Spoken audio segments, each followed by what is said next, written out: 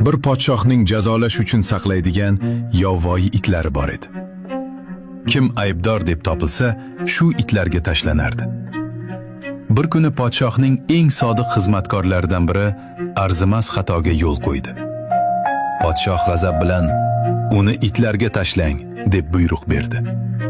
Xizmatkor esa boshini egib, men sizga 10 yil halol xizmat qildim. Menga atiga 10 kun muhlat bering dedi. Podshoh rozi bo'ldi. O'sha 10 kun davomida xizmatkor itlarga qaradi. Ularni boqdi, mehr berdi, yaralarini davoladi. Har kuni ularga g'amxo'rlik qildi.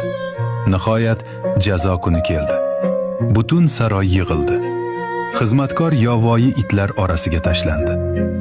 Lekin kutilmagan voqea yuz berdi. Itlar unga tashlanmadi. Aksincha, uning atrofiga yig'ilib, dumlarini likillatib, yuz-ko'zlarini yalay boshlashdi. Hamma hayratda qoldi. Podshoh g'azab va hayrat bilan "Mening itlarimga nima qilding?" deb baqirdi. Shunda xizmatkorning javobi barchaning yuragiga yetib bordi.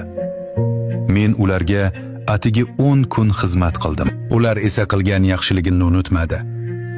Sizga esa 10 yil sadoqat bilan xizmat qildim.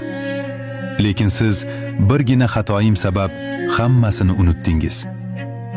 Hayotning achchiq haqiqati shuki, ba'zi insonlar birgina yaxshiligingizni umr bo'yi eslaydi.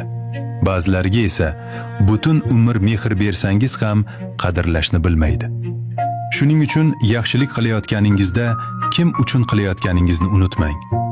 Chunki vafodorlik har doim ham inson qiyofasida bo'lavermaydi.